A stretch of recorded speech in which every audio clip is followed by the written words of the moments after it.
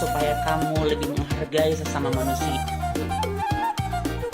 Saya paham ya dengan ibu yang tadi. Sebelumnya mohon maaf kepada seluruh perawat.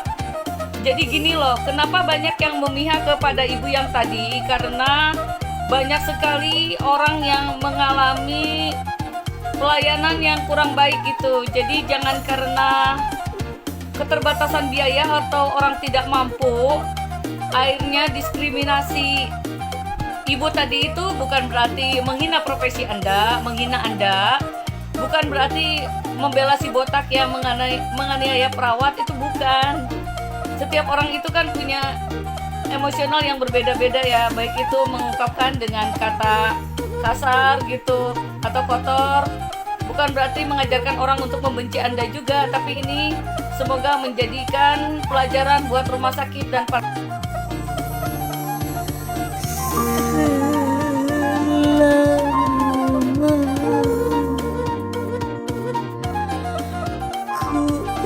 ucapkan padamu,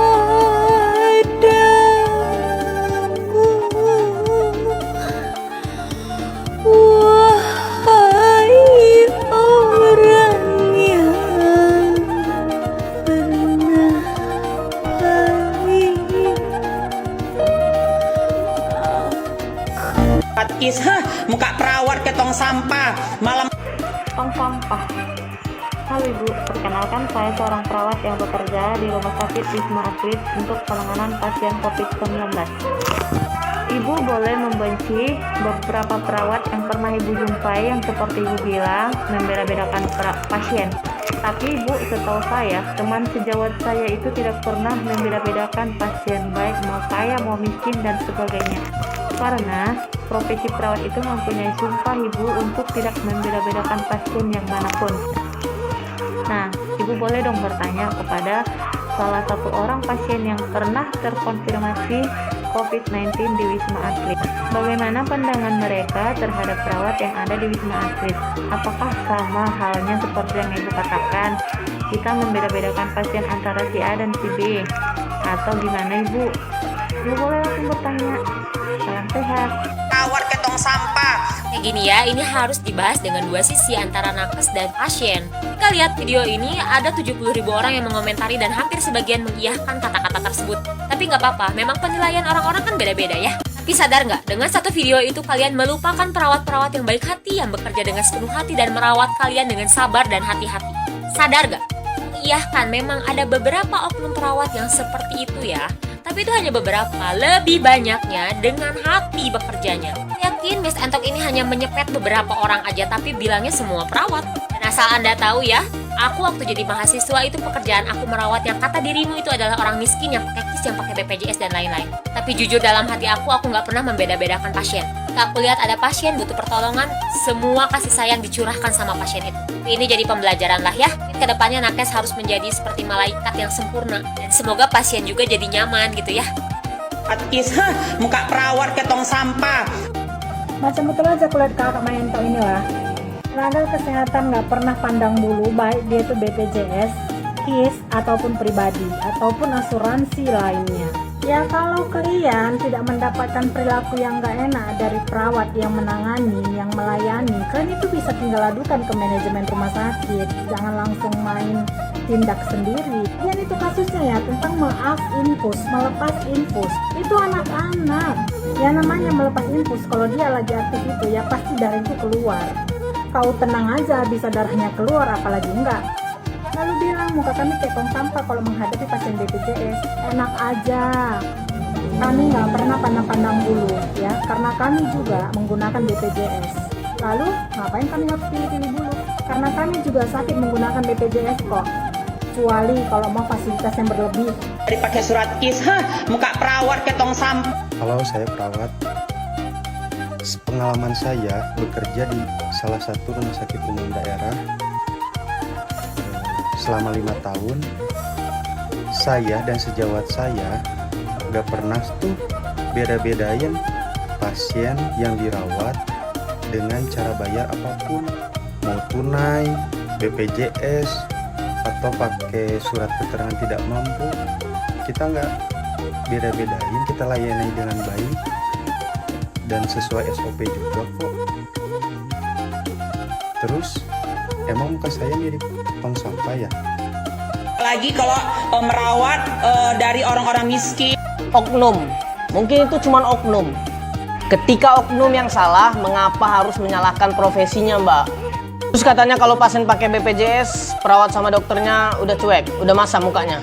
Nggak ada kayak gitu ceritanya. Untuk masalah penjaminan, itu urusan administrasi. Kita, perawat dan dokter, mengurusi hanya masalah medis. Jadi apapun penjaminan kalian, kami perawat sama dokter tetap melayani dengan sepenuh hati. Dan kalau situ mendapat pelayanan yang tidak baik, ya udah tinggal komplain aja sama rumah sakitnya. Jangan dipukul rata semua perawat dan dokter seperti itu. Lagian lebih banyak dokter sama perawat itu pelayanannya baik kok. Buktinya kalian kalau sakit masih kemana? Rumah sakit kan? Nyari perawat sama dokter kan? Jadi teman-teman, janganlah kita menjadi toxic people yang hanya bisa melihat kekurangan orang lain tanpa mempertimbangkan kebaikannya. Atau nggak salahnya si perawat, mungkin ini pukulan untuk semua. Maaf nih tante, kalau mau perawatnya standby 24 jam itu bukan di ruangan biasa, tapi di ICU. Kalau di ruangan biasa, biasanya keluarga yang nunggu. Kalau misalkan ada perlu atau butuh bantuan perawat, bisa ngebel. Nanti perawat datang. Oke, itu satu. Yang kedua, kita nggak pernah membeda-bedakan pasien BPJS sama pasien tunai. Yang membedakan hanya prosedur awal pada saat masuk ke rumah sakit. Tapi setelah dirawat, setelah masuk kita nggak ada beda-bedanya. Nanti coba saya videoin gimana sih tanggapan pasien-pasien saya yang saya di ruangan kelas 1 loh ya, pasien BPJS. Nggak ada tuh beda-bedanya. Malahan sama, pelayanan sama, tindakan dokter sama. Dan jika ada perawat yang jutek atau judes, bisa dilaporkan langsung ke atasannya biar diberikan peringatan. Karena sejatinya kita perawat, tenaga medis nggak pernah membeda-bedakan. Perawat ke tong sampah. Kami tidak pernah membeda-bedakan pasien, untuk pasien umum ataupun BPJS, semuanya sama. Kalaupun di GD ditanyakan apakah pasien umum atau BPJS, itu untuk kepentingan administrasi dan perawatan sesuai dengan peraturan pemerintah. Yang terjadi biasanya saya tidak ditangani dengan cepat. Ya, karena di GD itu ada skala prioritas yang menggolongkan pasien dari kondisi darurat sampai kondisi ringan.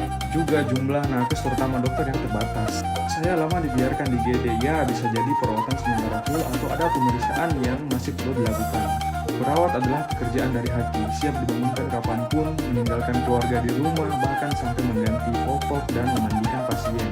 Tetapi jika teman-teman mendapatkan perilaku yang tidak sesuai menurut teman-teman, yang pertama, minta penjelasan terlebih dahulu. Yang kedua, laporkan ke rumah sakit. Yang ketiga, bisa menghubungi call center BPJS. Bukan dengan menghina, berkata kasar, atau sampai main fisik. Makanya jangan pilih-pilih bulu. Terima kasih ya atas masukan, saran, dan kritikan dari kakak yang cantik ini. Saya rasa banyak orang yang merasa terwakili ya suaranya dengan video yang dibuat oleh kakak cantik ini. Nah, kami ini tidak anti kritik, kami sangat menerima dan sangat terbuka dengan kritikan, masukan, dan saran dari klien-klien kami ya, dari orang-orang yang menggunakan jasa kami sebagai nakes. Tetapi alangkah baiknya jika saran, kritikan, dan masukan ini yang tentunya niatnya adalah baik untuk membangun kami gitu ya, memperbaiki kinerja kami ini, disampaikan dengan cara yang baik pula, dengan cara yang tidak menyakiti hati yang mendengar gitu ya, dengan cara yang bisa diterima oleh semua orang yang mendengar gitu, tanpa orang yang mendengar itu merasa ada yang terhakimi, ada yang merasa direndahkan seperti, dan tidak mengeneralisir Kak bumi Indonesia ini. Terima kasih, saya mau berbagi sedikit tentang soal perawat. Sebagai pasien gagal ginjal, saya bertemu perawat itu 2 kali seminggu di salah satu rumah sakit di Makassar. Dan puji Tuhannya, kami memiliki perawat itu ada 12, tapi luar biasa semuanya, memiliki hati yang lembut, baik, dan luar biasa.